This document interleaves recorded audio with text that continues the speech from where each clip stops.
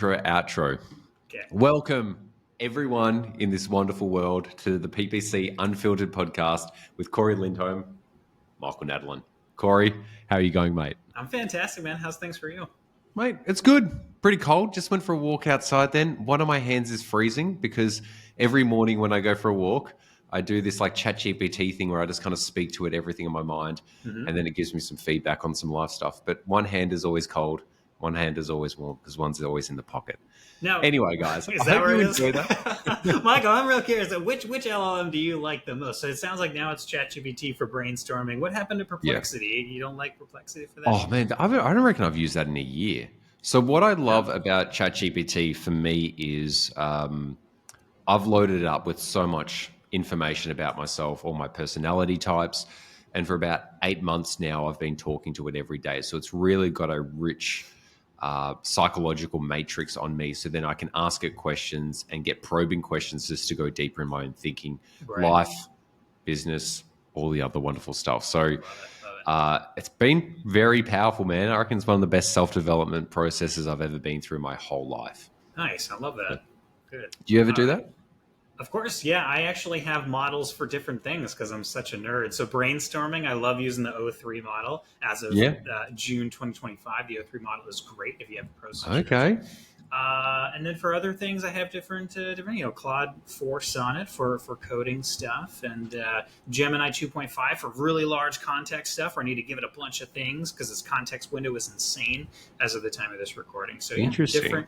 different things for different usages. So just letting everyone know, with ChatGPT for your brainstorming, that uses the advanced reasoning. I use O4O, which is defined as, I don't know that, great for most tasks. Damn it. Probably not the best one to do for deep psychological things. But anyway, All good. we digress. I have not digressed. We have digressed. So let's come back to this wonderful episode. Everyone, if you're watching this for the first time, the BBC Unfiltered podcast is a really simple approach. Like, we've got a really simple philosophy is Cory and I are sharing things that we've noticed working directly with clients. We've spent millions and millions of dollars each on advertising every month, every year. And we come to these calls every week with what's just fresh on our minds, what we've directly experienced, and giving it away theoretically, but also a practical approach for you. So every business is different. Every specialist is different. Every business owner is different. You just got to take what works for you and then discard the rest. But you probably take everything that works from us because everything works. We're so damn amazing. Well, Cory is, and I am. So Come on. let's jump into the first one, Cory. Yeah. And today's first one is one that's been going around probably for about probably like 5 years now, which is the whole broad match and smart bidding strategy.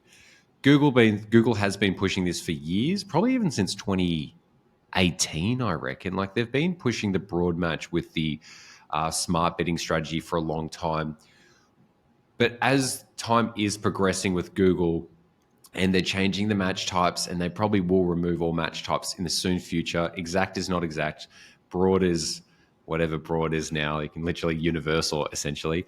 It's still a strategy that comes up a lot. People talk about it, and Google pushes it to a lot of businesses. So just wanted to open up the forum with us and chat about the broad match and smart bidding strategies of when we use it, if we use it, and how we use it. Yeah, I think one of the biggest narratives that you hear is it's either good or bad, and that's just human nature, right? We like to see things black or white. So, I like to see each match type, keyword match type, as a specific tool for a specific purpose, right? So, broad match, for those that aren't familiar, it's going to be the loosest matching in terms of you give it a keyword. You say, I want to go after XYZ products or service. Go ahead and find me and show ads for Google searches or Microsoft searches or whatever that are relevant to that thing I want you the keyword that I'm targeting, right? So you give it a keyword input, it tries to find you people that are searching for something very similar to that keyword. Yep. Okay, pretty simple. Now, broad match is the loosest in that regard. It says, I think this is loosely similar to the keyword that you are giving me in terms of a target. Here, let's show ads to these people. So it is going to be probably the least efficient, arguably, especially in the beginning. Phrase match is the a little bit more targeted, right? A little bit more targeted.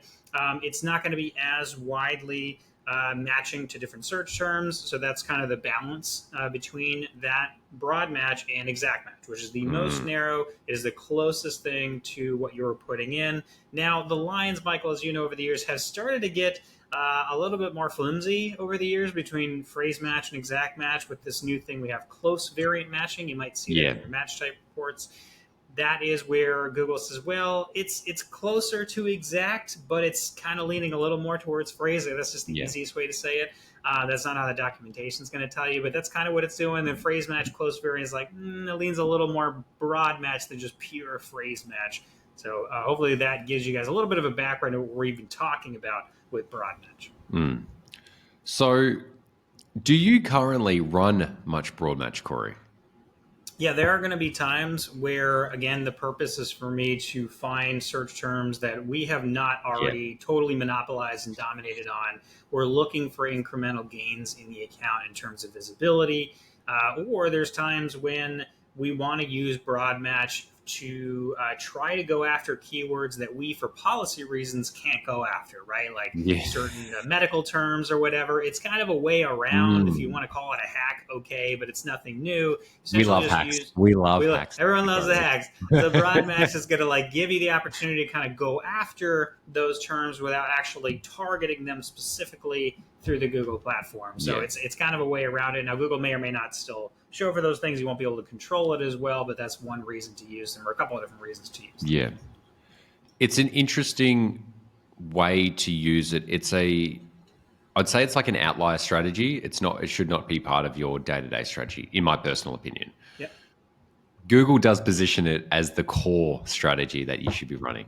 Yep. And as we've spoken about before, Google used to be like a sniper channel. You just go after the keywords you want, you get your sales, you move on with life. You're just snipering. Now it's really going for that broad market strategy, basically be seen. Don't get results, but be seen. Yep. And this does help you be seen for everything and anything very loosely related to your product or service or business. So when it does come to using broad match, it really comes to aligning with your business and your outcomes and your goals. If your business and outcomes and goals are like, look, I need a certain return on ad spend or a certain cost per lead, you're not going to get it from broad match. You're not. Broad match is going to be more exploratory, keyword mining, keyword exploration, building, being seen more. Does that equate to better results? My direct experience is no. Just straight up. I have not seen it. I've run on many accounts, and many a times people will say, well, when you layer it with the smart bidding or the automation side, when you've got all that data, it can start honing towards those people. I still don't think the technology's there yet. It just doesn't seem to be, from my experience. The times I do run it are for clients where they're in a very, the search impression share on the standard search is actually going quite well, very well. And there might be in a location that's there's a geographic proximity limitation just because that's where they service. So the way I've gone about it, and still do because I've got on a few accounts, number one, making sure that there's a high volume of conversions in the account. So at least that when it starts doing all its chaos, it's got some sort of North Star to move towards. Number two, the campaigns, if it has multiple conversion points in the account, making sure that the campaign goals are most aligned with the ones that I want it to prospect towards rather than, for example, if you could do a fill in a form or download a brochure or click on a phone number, I would want the highest intent one. So at least it's pinging towards the highest intent outcome. The other thing is, and this is I've always done this, is making sure there's a really strong negative keyword list on that campaign, not to only stop bad traffic coming in, but more importantly, stop it from cannibalizing traffic from existing search campaigns that are going very well. Yep. The existing campaigns that I've got exact or phrase match that are getting the results, I don't want this broad match campaign to be cannibalizing the high quality traffic because this is there for exploration, not necessarily to get better results. Yeah, can I jump in there real quick? Because I think that's really important. I want to emphasize that. So broad match is very much going to want to monopolize all of the budget for a campaign. whether Yes. that's across a shared budget or an individual campaign level budget. So you really, I want to emphasize that point. You've really got to be careful about if you're going to start including a broad match keyword or set of broad match keywords inside of a campaign that already has a search campaign that has exact and or phrase match. That's the big I point. would not usually advise that. I would usually, Yep. again, you see it as an explorer. It's an exploratory tool. You're not expecting amazing efficiency out of it. You probably want to dedicate an experimental amount of budget in the account, which means because budgets are going to be at the campaign level, Yes. you got to move that to a separate campaign. Sounds like you're on board with that.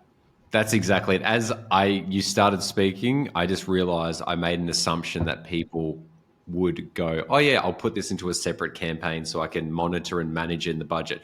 I was wrong. Guys, do not put broad match keywords into existing campaigns with other match types. It will cannibalize and Google will prioritize it. So, mate, thank you for pointing that out, because that's actually a really crucial point here, that if you cannot, and I've just noticed this, if you're segmenting an account, always do it on a campaign level. Don't experiment within existing ad groups or existing keyword groups, because it will just move towards that. And then you're not actually running an experiment. You don't actually have control, because if you cannot see it clearly, you cannot control it clearly, you actually have no influence over it. You're not running an experiment. You're just kind of like putting stuff in the mud. Well, that's a good way to put it, right? I mean, broad match, again, it is an experimental tool. You're looking for Google's favorite word, expansion. You're looking for incremental growth. You're looking for discovery of new things that you're not controlling somewhere else. So see it as experimental, whereas the phrase is kind of a mix of like a little bit of experimental, but not too crazy. It's like a conservative experimental thing, whereas exact is like, I want as much control over the matching as possible. Yeah. So when you're running your Google Ads campaigns in general, you want to, if granted we're talking about search here, not shopping, PMAX, is you want to have like a really clean, well-structured account where on a campaign level, you can see all the different lines of business. It's really easy to click in and go, I know what's happening here. I know what it's targeting, but also I've got full strategic control, being it like the phrase types are there. So then you know that the search terms coming in, the quality of the traffic's hitting at whatever stage of the funnel, but it's clear. Once again, this is experimental. You'd want to isolate it. You'd want to split it out.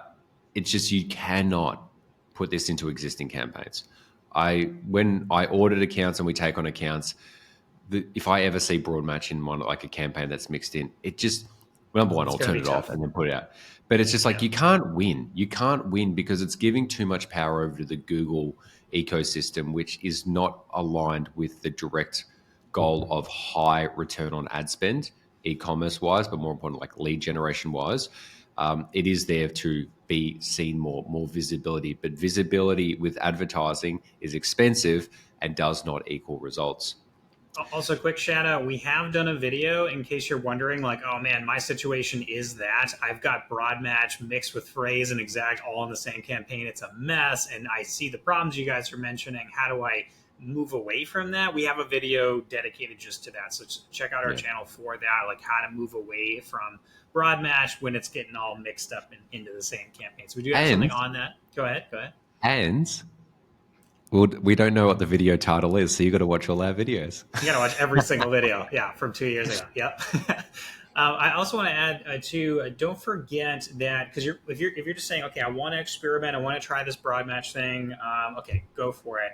Here's the thing, though. You're going to sit there and you're going to go, well, which broad match keywords do we start with? Should I just put in a couple of words and just hope that Google can do the best and add negative keywords? Well, my general advice is going to be do what we call long tail broad match keywords. So we're talking at least bare minimum 3 words in that keyword, but preferably 4 or more, right? You want to, every single word you put in there is going to be a little bit more insight to Google as to what specifically you are looking for in terms of intent. So be very conscious that you're not just putting in like a 1 word or a 2 word broad match keyword. Yes, it can be done. Yes, we do it, but it's very situational, and that is more of an outlier situation. For most accounts, you're not going to want to be messing with 1 or 2 word broad matches. It's going to go way too wild, because it's almost like in this AI world, we're all used to the ChatGPT or the Geminis. It's like you open up a prompt and you're like, question. Write code. yeah, write code, and it's like, what do you want me to do here? And it just does the best with what it can. Or Yeah. like, just give me life advice, and then it Yes. doesn't really know. Yes. It's similar to that, so don't do that. Yeah. I love that because it falls back to an initial strategy that once I started doing ads like 10 years ago, was around this whole idea of the highest intent keywords would be the product or service plus location, being it like car mechanic Hawthorne, rather than just going car mechanic and targeting. Because when you put the location in there, you know people are local, there's an intent to it. It'd be the same here. Make sure that the keywords you're using, rather than just like car mechanic, because that could pull car mechanic jobs, car mechanic PDF. How do I become a car mechanic? Car mechanic Hawthorne. At least it starts to show there's an intent. I think here it's like put words that have intent in it rather than just the product/service, because the product/service could mean so many things on so many levels. When you put a keyword in there as well that has an intent to it, at least on a hypothetical level or theoretical level, Google will be able to attempt to do it. Now, we all know that they'll just give us the other rubbish as well. Yeah. The other thing to mention is just using what bidding type to use with it. So, max clicks, manual cost per clicks, maximize conversions, target return on ad spend. When you do this, Cory, or when you would suggest someone to do it, in general, what would you suggest would be the approach? What bidding type would you go after? Yeah, this is definitely, and it depends. It's a very situational thing. Again, like match types, the bidding strategy is very much a tool for a specific job. So you need to see it that way. It's not this one always with broad match. Sometimes you need maximum visibility, and that might be maximize conversion value without a target ROAS. That's going to be, maybe it's maximize conversions if value isn't a part of your account, conversion value isn't part of your account. If you need it to be more cost per acquisition based because that fits your business model, well, then obviously the obvious choice is target cost per acquisition. Yeah. So it's just very situational. I mean, you do, generally speaking, I think the basic principle is you want to pair broad match with smart bidding, because I mean, even in Google's own documentation, they are trying to tell you like you have to do this. I'm not saying you have to, but they're just saying like they're made to be put together. Yes. Not like broad match can't be done with manual CPC, but it's just doesn't really make a ton of sense. I mean, again, they're kind of built for each other. Your thoughts? I agree. My approach, and this is just me, I would always start off with manual cost per click, only because I would want to control the cost per click bidding to ensure that it doesn't, if it's a $3 bid I'm going after, it doesn't just have a $30 bid on some keyword because like the algorithm did it. The other reason why I say manual CPC from the start would be to have full control over the bidding when you are unfamiliar with the search terms that are coming through. So I really think that regardless of the budget, within the first 3 to 15 days, you would see probably the theme of keywords coming in, and I would be looking at the campaign on a day, multiple times a day, and just adding a really aggressive negative keyword list. Keywords that your existing negative keyword list wouldn't have picked up because you had better targeting. So starting off manual, that way you have that transparency on the search terms, but also the cost like thresholds, so then it's just not bidding $50 on one search term. You're like, dude, what has happened here? Which we've all seen, and it makes us all go crazy. It's like my average cost per click is $5. Why did it bid $50 on this one search term? And that just gets everyone. So by having control at the start, at least over the quality of the traffic, then you can start to move. Well, from my opinion, I'd move to a maximize conversions or target ROAS from there. But just always having that financial control at the start when the quality is unknown and unclear. Yeah, don't forget too, there is an in-between option, is portfolio bidding strategies. It sounds really advanced. It's not. You literally just go to your search bar in the UI, type in portfolio bidding strategies, go to that screen, you create one, you connect one or more campaigns to it. The beauty of this is you can do a smart bidding strategy and assign a max bid cap. So that way, if you're going in, there's no way we want to pay more than like $5 a click. Boom, put that in there. $5 is the cap. You can still then get the best of both worlds, where you get the intent signals that smart bidding is going to use to find relevant users and traffic, as well as being able to control some of the costs. So it's a really nice in between that people forget about, I think, a lot. I forgot to say that because that's the actual strategy I use. Whoops. The only thing I don't like about it, it's really inconvenient to update it. So it's like, It's one of these things. Yeah. So Well, that's what I use on all clients for the broad match yeah. strategy is portfolio bid trading with max bid caps, just because it's like, that's the only area where you can have target CPA and the target price with like that actual control over maximum bidding. Well, it's a good point you just made because it is tougher to control. It is something you're usually going to start with and maybe have to move away from Yeah. based on the data because you're going to say, well, I can't just assign a max bid cap to every ad group in that campaign or Yes. something. You're going to want a little bit more control as you get some more data. But for low volume accounts, it's a really good option in terms of low conversion volume, click volume. Really good option. Nice. Well, mate, let's wrap this one up and jump into our next segment. All right, let's go. Beautiful. Okay, so our next one is when your Google Ads account is volatile, so volatility strategies. A one sentence summary is you work on an account, you're working on an account, you make a change, and based on the nature of either the client, the industry, the change you've made, it has temporary volatility to it. Yeah. We've all seen it. Usually it's with bigger accounts, and because like the algorithm changes, we're not going to go into like managing the client, being like, explain to them this and that, but it's more about the strategies we use ourselves to mitigate the chaos that comes from it and or just like the internal chaos of just worrying about it. So Yeah. do you want to start off? Yeah. Because I'd be curious to start off. I've got things to say, but I'd really be curious to hear what you say first. So I think, in terms of the internal thing, just know that is a part of what we do. When you're pushing the buttons inside the UI or using the API and using your own software, whatever, when you're managing an account, expect volatility. I don't care if it's a low volume account, a high volume account, e-commerce, lead generation, a mix of both. You're going to have to expect volatility. That's what we're doing. We're iterating, right? We talked about the agile loop before in a past video. You are going to be constantly testing in this account. If you're not, you're probably not doing your job. Honestly, you need to be obviously aware of sample sizes and statistical best practices in terms of analyzing data to really do this well. But no matter what you're experimenting on, you're going to have to expect some volatility. Either you manually, like as a human, need to learn from the data, and you're going to have to expect there's going to be things and time that goes by for you to analyze the data and make decisions around, which means volatility, or that means you got to give the algorithm time to figure things out too. So just go into it knowing, like, don't panic. Volatility is totally normal. If you don't get the volatility, you might not be testing hard enough, which means probably just a lot of stable results or meaningless impacts. Savage. The challenge with I think the challenge with volatility with a lot of ad specialists is people identify too much with their work, and they think that the outcomes of what's happening at the moment is a reflection of them rather than a reflection of market forces, algorithms, new campaigns that have been rolled out that are new and experimental, and essentially client expectations or unspoken, unagreed upon expectations on how things should go. So, with volatility, it's really important that number one, when you are making changes in the account, you've got to know what your threshold benchmarks are, like what the low and the highs would be and what operates in there.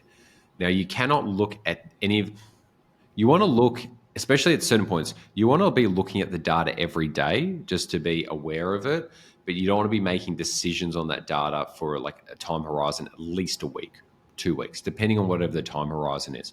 So it's about what was the whole thing? It's probably not a good reference, but be alert, not alarmed type of thing. And it's just being just aware of you can't just go, I'll just leave it for a week and then just like come back, especially when it's volatile times, because there might be something in the account being at like improper search terms coming through. Cost per clicks are ridiculously high, similar to literally what we just spoke about. And with those volatilities, you could actually probably make a micro change that whilst you probably need to make, because that volatility is also not just the algorithm volatility. It's still the input that the data may not be the highest quality. So you still need to make sure the data quality is good in volatile times, but you can't control everything. You can only influence it, and your experience will influence it better. So what I'd say is, number one, look at it on a daily basis just to kind of do a spot check, but not a deep analysis. Number two is really treat it like your next change is going to be made in a week or a fortnight. That way, and the data you're reviewing will be done on a fortnightly basis or a weekly basis, not going, oh, Tuesday was good, Wednesday was horrible, Thursday was horrible, Friday was good, and then going, Tuesdays and Fridays are amazing, and then like making weird, just like random assumptions. Also, just having that composure in yourself. And I think this just comes from direct experience going, there will be times where the results are just poor for no reason, and that's volatility. You cannot control it. There's no like psychological thing that if you need to explain to a client or yourself, like, oh, because of X, Y, and Z, it's this. It's like sometimes there's just randomness, and that's a big part of like data. Is like not everything is linear and stable. There'll be wonderful days where you feel like you're the god, and then there are average days, but over like average being like bad days. But then over the time horizon, you'll get the average of the performance, the highs and the lows, and that's what you got to measure, especially in volatile times, because there's just no way you can control this. You've got to know your benchmark thresholds and then operate within there. Yep, agreed. Sure. That was the first thing I was going to say is know what's normal fluctuation in your account. Understand that if it's a new experiment, it's going to be volatile. Also, something that it really flies under the radar, and it always falls into this, which it shouldn't, this sort of advanced topic of conversion lag, right? Lag in conversions being reported. People really think that's just some super advanced topic and it's only for software companies. No, actually, at this point in 2025, it's 101. It absolutely should be constantly top of mind for you, because some accounts are going to be worse than others in terms of the amount of time that needs to be considered. But in layman terms, when you are going in the UI and you go to goals, measurement, I think it's measurement and then attribution. If you go there and then you go to, I think, path metrics, it might be the name of it. Again, UI has changed recently, but if you go there, you're going to be looking for essentially trying to see days, between normal amount of days, average amount of days between a first interaction with an advertisement and the actual conversion. Now, for some accounts, you're going to see 0 or like less than 1 day. Okay, cool. You can know that across most of the account, you probably don't have to worry about this as much. But honestly, for most businesses that are doing some sort of top of funnel, middle funnel targeting, or they have a long buying funnel, you really, really need to hold this preciously. What's average conversion like? And the reason this is so relevant to this topic of volatility is because if you started something new, or just in general, there's a lot of volatility, and you're not considering, well, we launched this new thing 3 days ago, but how long does it normally take after an interaction with the advertiser to get a conversion? If you're harshly judging volatility over that 3-day window, but it normally takes 7 days between the initial interaction and a conversion, you're going to be worrying over nothing, because you need to look at it a 7-day period, go, oh, okay, those initial clicks turned into conversions. It's not as bad or as volatile as we thought it was. Really, really important to keep that in mind. Mate, I'm so glad you mentioned that, because that is so important, because many of my clients, their ones are 14 to 18 days. That's a long time. So if I'm like in a volatile period or volatile campaign, it's like, statistically for this business, based on their data that's been there for years, spending millions of dollars, why would this be any different? Now, the other part of it is if you are launching a new campaign, there is still a learning window. So that 14 to 18 days might be 30 days, because you're going after a different caliber or theme of traffic.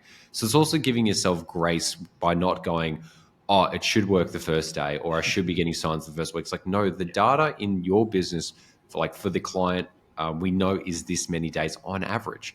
Now, the good thing is also over time with that report is you can go back 90 days or a certain date period and see how it's changed over time, because that interaction from first initial interaction to the conversion event, being it a sale or a lead, will change over time and seasonality. So also just don't go like, oh, in the last 6 months this, because there also could be a seasonality factor blended in with this. So there's so many different factors here. It's quality of the traffic, the settings of your account, the seasonality, your data delays and attributions, because I know that in a lot of my reports, if I look at my automated reports for my company for all the clients, usually the last 2-day results always look horrible, but the last 7 days look amazing, because there is that data lag. Another column you should look at, especially for this, is rather than conversions, is conversions by time. So it actually looks at when the actual conversion came in rather than when the initial click came through, because that is a huge way just to make sure that you're looking at the right numbers, because that's a big thing for people is they're reacting to whatever the UI presents to them, not the reality of the back end. Right. And if you're looking at the back end, your results are probably quite different from what the ad account does because of how conversions by time are represented to you. Yeah, so just to clarify for people, so conversions, it just says conversions. That's like the default stuff. If you just log into the UI, you haven't customized any columns, you conversions, that's what we're talking about. It's showing you the date that the click that led to a conversion happened.